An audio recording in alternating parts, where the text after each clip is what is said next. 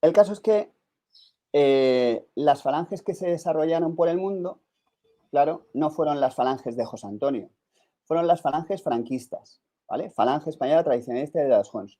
Porque aunque algunas aparecieron, como en el caso de Puerto Rico, antes de que se produjera la unificación, la falange puertorriqueña se creó en 1936, al final todas estaban sometidas al jefe nacional de ese momento, que era Franco, porque José Antonio o bien estaba encarcelado o bien estaba muerto. El caso es que la falange, ¿para qué sirvió en el exterior? Pues cumplió dos funciones fundamentales. Una, aunar a las colonias españolas en el extranjero, ¿vale? Coexionarlas. Y por otro lado, servir para la recaudación para la suscripción nacional. ¿Franco qué necesitaba durante la guerra? Franco necesitaba durante la guerra era dinero. Dinero o material bélico, ¿vale? Y todas las falanges que se construyeron en el exterior tenían esas dos finalidades. Una, coexionar a la colonia para que sirviera como punta de lanza. Y dos, recaudar dinero. En el caso de Puerto Rico, la colonia española tenía la misión de que el gobierno de los Estados Unidos reconociera como Estado legítimo al gobierno de Franco, ¿vale? Porque durante la guerra, Roosevelt aceptaba que el gobierno legítimo era el gobierno de la República y que Franco era un tipo que había usurpado esas funciones. Con lo cual, la función de la falange en Puerto Rico era esa.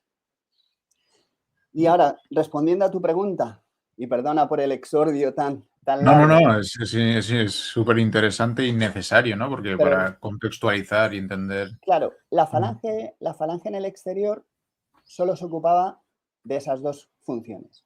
Es más, había una circular que indicaba que no se podían meter en política interna. Claro, porque si te metías en política interna podías ser rechazado por las autoridades nacionales, en este caso por las norteamericanas. Sí, te podía Con lo cual, expulsar y lo que claro, sea, ¿no? entonces lo que decía en la delegación nacional del Servicio Exterior de Falange era, vosotros en política no os metáis. O sea, es decir, política interna no. Entonces, solo dedicaros al bien de España, ¿vale?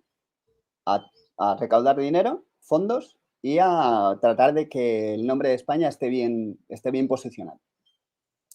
Y el Partido Nacionalista Puertorriqueño se dedica a tratar de lograr la independencia de Puerto Rico, ¿vale?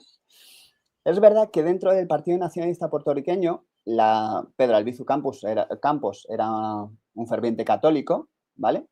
Pero yo tengo la sensación, por lo poco que sé de historia de Puerto Rico, que el catolicismo de Pedro Albizu Campos era más como reacción, ¿vale?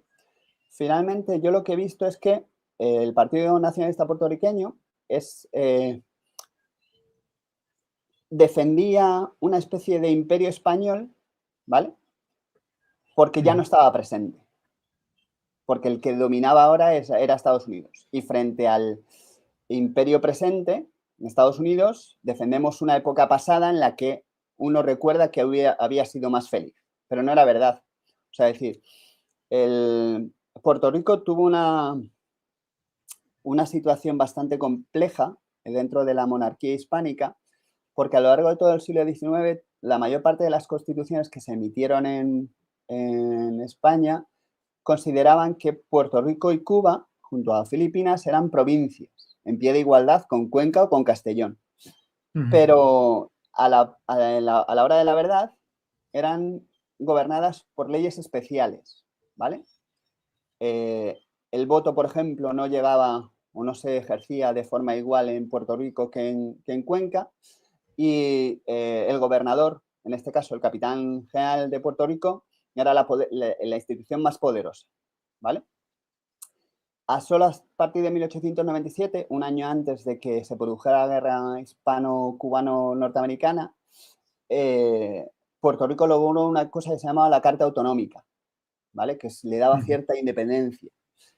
Con lo cual, la pretensión de Pedro Albizu Campos de reclamar ese imperio era una especie de como de rechazo al imperio existente. Si ahora los Estados Unidos nos dominan, los buenos eran los españoles, ¿vale?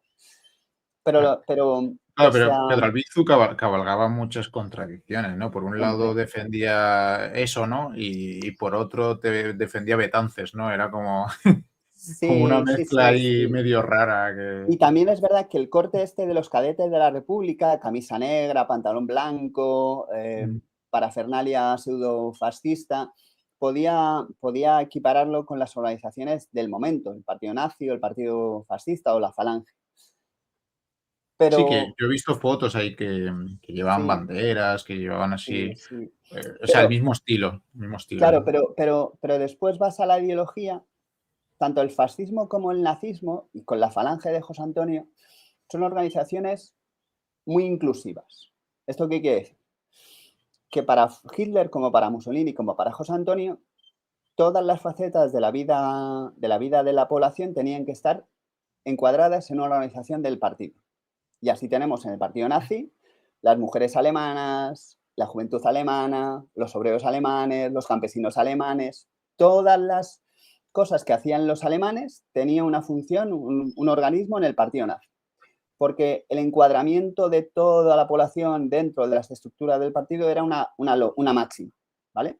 Eso se produjo en la Italia fascista y se pretendió organizar en la España falangista. Y entonces Falange creó el auxilio social, creó el SEU, creó la Central Obrera Nacional Sindicalista, ¿vale? Todos, obreros, mujeres, niños, las organizaciones juveniles, los flechas, los cadetes, ¿vale? Todas las cosas se fueron como...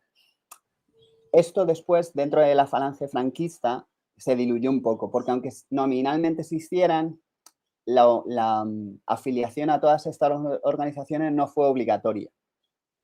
En el Mm. caso del nazismo y el fascismo, sí. Es decir, todo ciudadano alemán tenía que estar encuadrado dentro de una organización, la que fuera, pero dentro de una organización.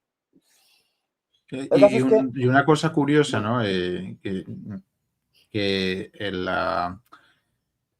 el fascismo español, ¿no? La falange, tiene una peculiaridad, ¿no? Porque evidentemente la Alemania nazi o Mussolini buscaban una especie de raza pureza, superior, ¿no? pureza, De sí. pureza, que claro, en España era un poco complicado, ¿no? Porque hay tanta mezcla Ya. que no sé quién dijo, un autor dijo una vez, un periodista, no me acuerdo ahora el nombre, dijo en un momento, o sea, la pureza de raza en la falange era medio rara, ¿no? Como que no se consideraba, era más No, una identidad española, ¿no? Más que una raza, sí, no sé. no era una característica tan marcada como el nazismo, como en el nazismo. Mm, Es más, ahora estoy estudiando la falange en Alemania mm, y es una cosa interesante porque parecía que pareciera inicialmente que la falange tendría las puertas abiertas en Alemania, pero no era así. Porque si uno lee a Hannah Arendt, ¿vale? Uno se da cuenta de pronto que el nazismo no se mueve tanto por rasgos políticos o ideológicos, sino que era una cuestión racial, ¿vale? O sea, es decir, era una cuestión de la famosa raza aria. Entonces, es verdad mm. que yo creo que los alemanes, las organizaciones del partido nazi, miraban un poco como con desprecio a estos latinos, porque al final, o sea, decir, si uno lee Mi lucha de Hitler, la graduación que hace de las distintas que él llama razas, deja a los latinos en tercera o en cuarta posición, yo creo recordar. O sea, decir, primero están los arios, los noruegos, los suecos, los no sé qué, los no sé cuántos. Los latinos estamos en cuarta, en quinta o en sexta posición. Y después, finalmente, claro, las razas que este tipo consideraba no humanas, como los judíos, pam, pam, pam. Vale. Con lo cual, no tuvieron tanta ayuda por parte de la organización nazi. Es más, tuvieron muchos inconvenientes incluso para distribuir su propaganda dentro de la Alemania nazi, que eso es una cosa impensable. Tuvieron mucho más difusión